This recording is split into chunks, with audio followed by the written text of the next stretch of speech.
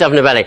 Bit of tough opposition over there. What are you going to be cooking for us? Well, Anthony, today is going to be a French classic. I've got a pork Normandy, which is made with pork fillet, apple, calvados, a bit of cream, served on a beautiful portobello mushroom. Well, if it's as good as the one we saw in rehearsal about 9 o'clock this morning, it's absolutely delicious. So, tell us about your dish. Take us through everything. That's right. Before we start, I have here this amazing pork fillet, which is the most tender. Sometimes it's called tenderloin if you're looking in the shop. Sometimes they say pork fillet, sometimes pork tenderloin. This is more likely the size that you end up with. Then I've got some cider, some calvados, double cream, portobello mushroom, some unsalted butter, garlic, and cumin seed. Now, I have to mention portobello mushroom. It's just an Americanism, isn't it? I mean, we've had these here for yonks, but for the last 3-4 years, we've had this Americanism called portobello. I mean, that is just a field mushroom, isn't it? Let's be honest. Well, I was told that portobello mushroom is because you can hook.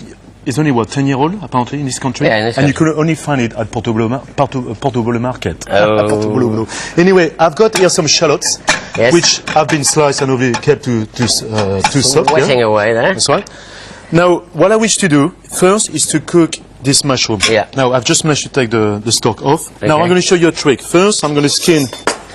You don't have to take the skin off, but I do. So what happens if you don't? It tends to take a bit longer to cook because it's a bit more leathery, isn't it? But then again, skin contains a lot of flavors. Yeah, true. Okay. Now, what's happened is I'm going to use a hot pan, a little bit of oil, just like this. Some olive oil there. Just a touch. And the trick is to keep the mushroom inside on both sides, like this. Yeah. Make sure it's coated with the oil. Yeah. Put some seasoning, pepper, a little pepper, a little salt, some natural salt. And then the tip is adding a little bit of water, just like this. Tip. It's a very good tip. It's fantastic because the steam will amplify. And what happens is actually by adding the water, you don't have to use so much fat or butter, do you? Absolutely, this is the point. And that will keep the mushroom nice and juicy. Now, I've got here, as I said, the shallots. Yeah. Now, what I want to do is to introduce the cider. Now, make sure you use dry cider. It's very important. I'm going to use a different... faster one down there. I'll stir that while you do your if you like your cider sweet, I would suggest you add a little bit of sweetness right on there. Okay? Now, I mean, this is a Normandy dish, isn't it? So they're well known for dairy produce and the cider from the Vallée d'Auge, isn't it? Yeah, that's right. Good. And also, it's very comparable with Devon or Cornwall, the same type. Now, you don't have to buy the fillet as it is. You can actually ask your butcher to give you some you can actually buy it in medallions. Medallions, okay? Or slice, if you call it now. Now, I'm going to use 3 of them. Now, what I wish to do now is to just tap on both sides, just to break slightly the tender. Okay. Lovely. Now, I mean, sometimes you'll see in the shops the actual centre of a pork chop, which would be okay as well, wouldn't it? Just the little eye of the pork chop, Okay, I'm going to leave that reduced. Now, a touch of olive oil. Okay. Did you season your flour there? Well, the idea of the flour, yes, that's right, it's been seasoned. The idea of the flours is this will absorb the excess of fat, okay. Now, and also give you a beautiful color on both sides, which is very important. Now, the pan is very hot, very important you don't miss so. Yeah. Okay? And just cook them very gently, 2 minutes on both sides. Now, if we're coming back to this, you can see clearly the shallots have absorbed the cider. The flavor is unbelievable. Okay? And what I want to do first is clean my hands. I'm actually surprised they haven't told me off yet. Okay. Lovely, lovely, lovely. Just, JC, whilst that's happening now, remember, we always like to hear from you on Saturday Cooks. Today, we're asking about holiday food. Now, during the summer break, we received several emails from you asking about what to do with food and drink bought on your holes. And remember, you bought some dried mushrooms back from Italy. You don't know how to cook them. Maybe it's a liqueur from Turkey sitting in the back of the cupboard. It's likely to be sitting there in 20 years' time. Give us a ring now, and with our range of international chefs over there and here, I'm sure we'll manage to give you some ideas. The number to dial is 090-1122-2000. Or you can email us now and throughout the week at cooks@itv.com.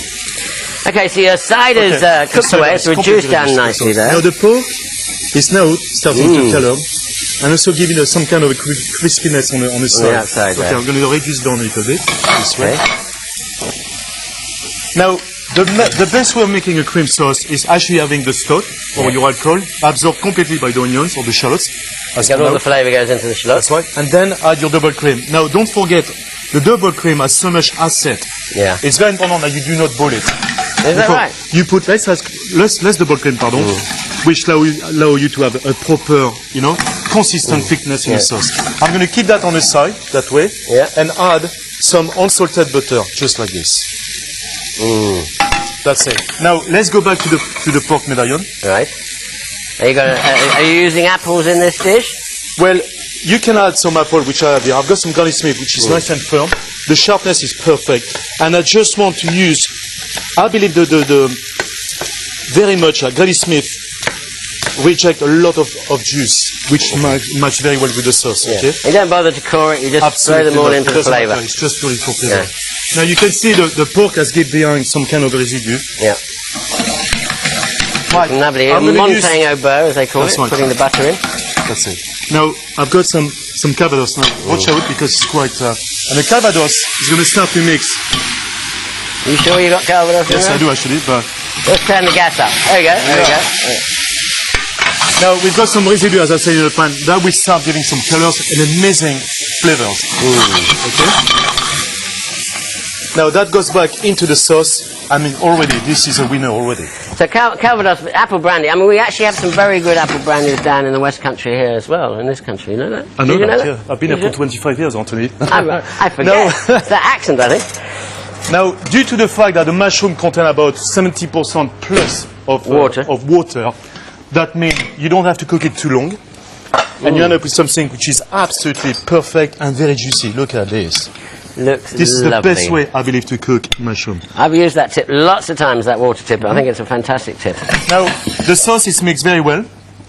And look at these amazing medallions, which are perfectly cooked. Yeah, and the thing is with pork is not to overcook, because it's quite a lean meat, that tenderloin, so you don't want to overcook it, otherwise it gets very tough, doesn't it? That's right. It smells delicious. When you think it's quite rapid. Yeah. Absolutely delicious. Delicious. If I may say. And now I'm going to put a little bit of my favorite herbs, which is chervil on the top. Yes. Just a touch. Not just for the color, but also for extra flavors. And that's it. That looks absolutely Pork delicious. Normandy served on a Portobello mushroom.